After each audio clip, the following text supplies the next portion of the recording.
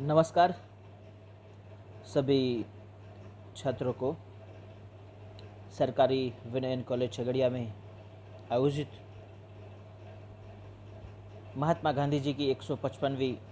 जन्म जयंती के शुभ अवसर पर मैं सभी छात्रों को शुभकामना देता हूँ। मैं संस्कृत विभाग की प्राध्यापिका भारती बहन पटेल का आभार व्यक्त करना चाहूँगा,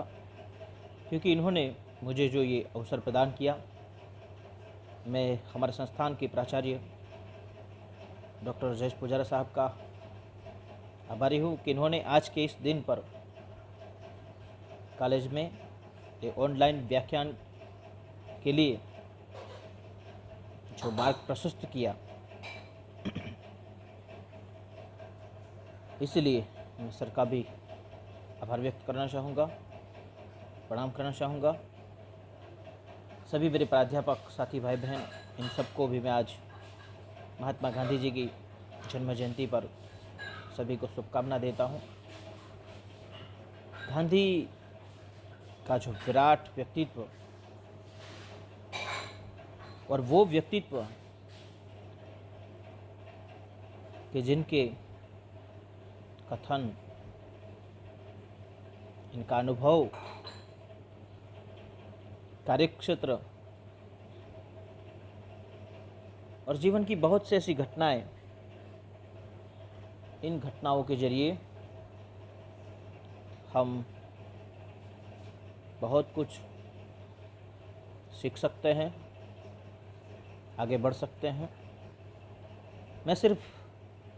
भारतवर्ष के लोगों की बात नहीं करता हूँ, लेकिन पूरे विश्व के जो मनुष्य है, अगर वो गांधी के विचारों पर चलने लगे तो मुझे लगता है कि ये जो दुनिया में है ना, चाहे वो पर्यावरण की जो समस्या हो, चाहे जल प्रबंधन की समस्या हो, चाहे मृदा की समस्या हो, चाहे है ना आध्यात्मिकता की बात करो, देश प्रेम की बात करें, सभी समस्याओं के भीतर से हम उनके सामने लड़ सकते हैं, उन्हीं समस्याओं से हम मुक्त हो सकते हैं। और इसीलिए सबको गांधी को मानना पड़ेगा, इनको जानना पड़ेगा और समझना पड़ेगा। जब तक वो समझेंगे नहीं, तब तक वो गांधी को मानेंगे नहीं, और मानेंगे नहीं तो ये जो हमारा भारतवर्ष या जो दुनिया है, इनको हम है ना एक छड़ी चारों ओर घुमा दें और ये विश्व को हम बदलने की जो कामना प्रकट करते हैं, ऐसा कतई नहीं हो सकता। और इसलिए गांधी के जो विचार है, इन्हीं विचारों को हमारे हृदय के भीतर, हमारे जीवन के भीतर आत्मसात करना होगा। अगर हम नहीं करेंगे तो मुझे लगता है कि ये जो सदियाँ चली जाएंगी, गांधी का चिंतन प्रासंगिक ही बना रहेगा। और इसी चिंतन का सभी युवाओं के भीतर, भारतवर्ष के लोगों के भीतर उनका स्वीकार करना आवश्यक है। अगर स्वीकार न किया तो वो आश्चर्य की बात है, क्योंकि कहा जाता है कि सत्य और जो गुलाब, इन दोनों को जो कंटक होते हैं, सत्य भी क्या होता है, जो परेशान होता है।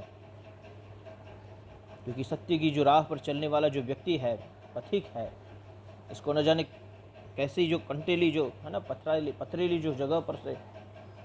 चलना होता है अपने लक्ष्य के लिए, आगे बढ़ने के लिए। और ऐसे ही आप देखिए गुलाब है ना, एक जो सुंदर जो पुष्प होता है, लेकिन वो उन कंटकों के बीच में होता है। और इसलिए आप देखिए, सत्य और गुलाब दोनों को कंटक होते हैं, ऐसा कहा जाता है। और इन्हीं के भीतर अपने आप को वो निखारते हैं, दूसरों को वो आनंद प्रदान करते हैं, दूसरे को मन को वो प्रसन्नता देते हैं। यही जो काम हमारा इस गांधी विचार से, इनके जीवन मूल्यों से होना चाहिए। अगर मैं गांधी जी के जीवन मूल्यों की बात करूं तो सबसे पहले कह सकता हूं कि सत्य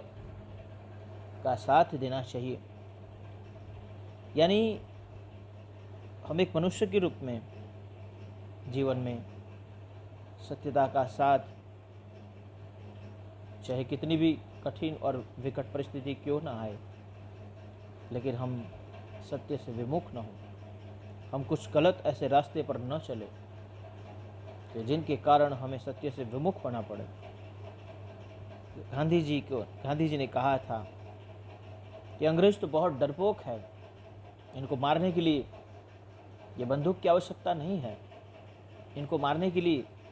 है ना दारू गोला बारूद है, उनकी आवश्यकता नहीं है, वो तो भीतर से खोखले हैं। और इसीलिए इन्होंने कहा कि अहिंसा के जरिए हम अंग्रेज़ों को यहाँ से निकालेंगे, हमारे भारतवर्ष को मुक्त करेंगे।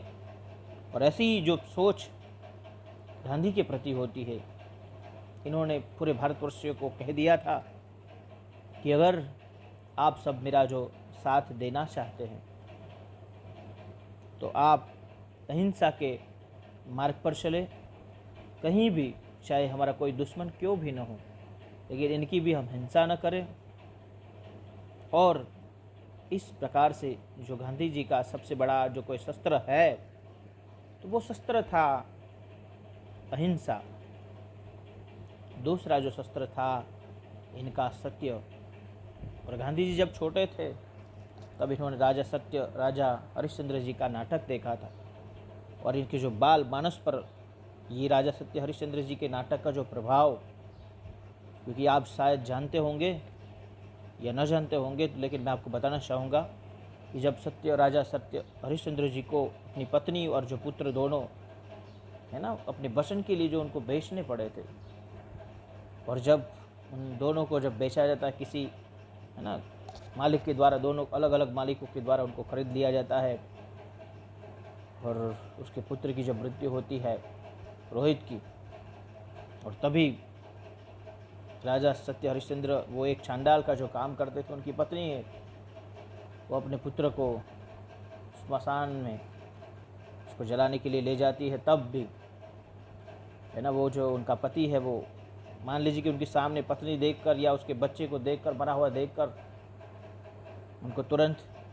जलाने के लिए वो है ना वो सामने से वो आगे नहीं बढ़े, लेकिन उन्होंने पहले से कह दिया कि मैं तो किसी के यहाँ जो काम करता हूँ, अगर आपको ये जो अंतिम विधि के लिए सब कुछ करना है तो आपको इनका पैसा देना पड़ेगा, क्योंकि मैं इनका दास हूँ, मैं और कुछ नहीं कर सकता। देखिए वो कितनी सत्यता की कितनी चरम सीमा होगी, जो सामने अपनी ही पत्नी और अपने पुत्र का जब मृत्यु होता है और इनके लिए वो लकड़ी या है ना कफन की जो व्यवस्था न कर पाए, तो देखिए सत्य की कितनी पराकाष्ठा होगी। तो ये गांधी के जो बाल मानस पर इतना झकझोर दिया, और इसके बाद में आप जानते हैं कि गांधी है वो सत्य और अहिंसा के बहुत बड़े जो पुजारी, और वो पुजारी, और इनके हम सब है ना क्या कह सकते हैं कि जो उनके शिष्य के रूप में हमें होना चाहिए। विश्व शांति की जब बात करते हैं तो गांधी के जो कथन है, इनके जो सिद्धांत है, और इन सिद्धांतों को जब तक हम स्वीकार नहीं करेंगे तो मुझे लगता है कि भारतवर्ष में या पूरी दुनिया में शांति का आना, शांति का प्रक्षेपण करना बहुत कठिन हो सकता है। जय हिंद, जय भारत माता।